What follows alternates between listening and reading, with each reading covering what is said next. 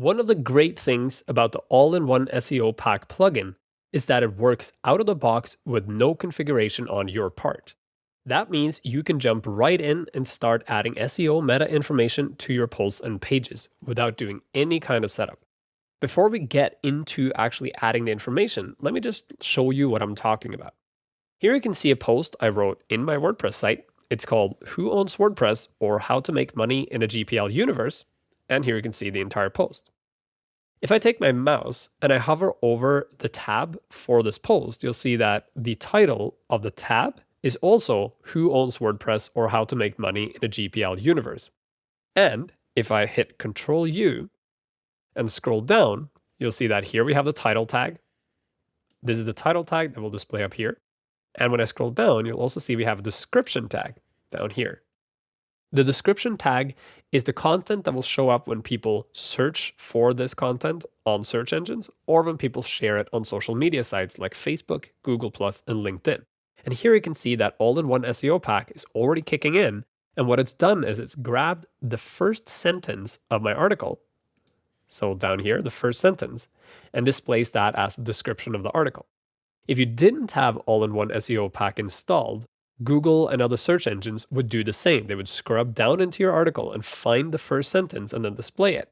But if you start your article with an image, that means that they would scrub down in your article, find the image, and then go, oh, I can't read this, and then try to display it. So you get very poor description information. Now here's the thing. In the context of the article, so what you're looking at here, the full article, the title and the first few sentences make perfect sense. But when it comes to search results and also when people share your article, what you want is for them to see a title that appeals to them and also a description of the content, not the beginning of the content. That's where the SEO plugin comes in. We can now create a custom title and a custom description for the article just for search engines and social sharing sites.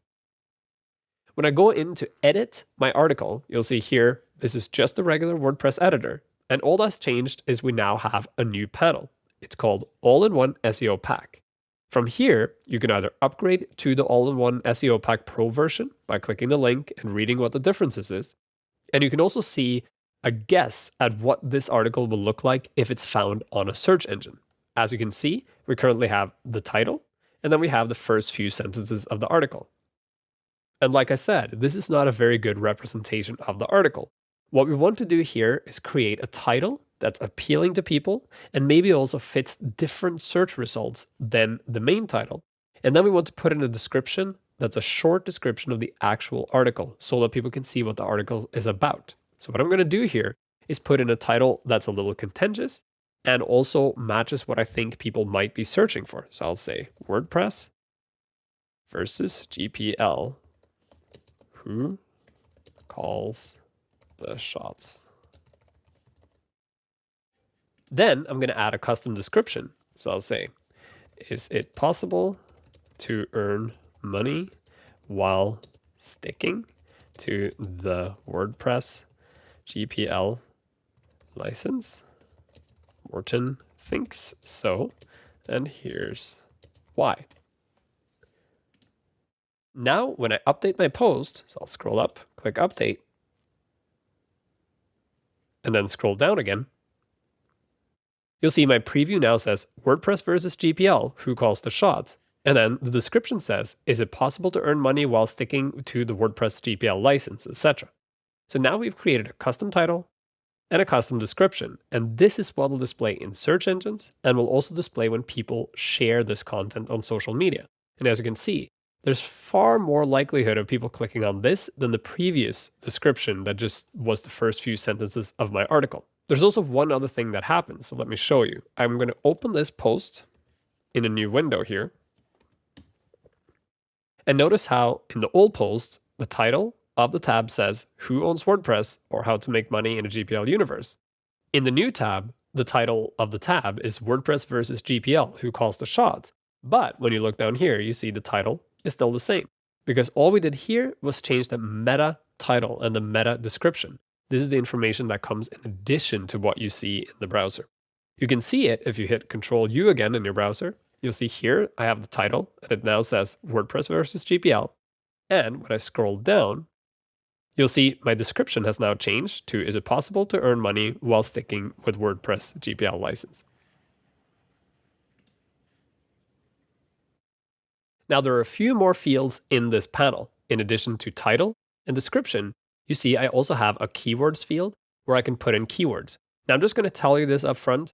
There's no point in putting keywords in this panel because no search engine and nothing else on the web actually tracks keywords anymore. It's an old technology, so forget about it. It's not worth it.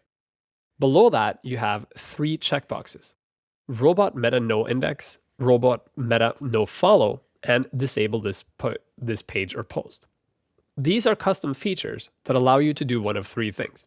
If you check robots meta no index, Google will not index this post, meaning it will not be on the sitemap and Google will not be aware that it's there.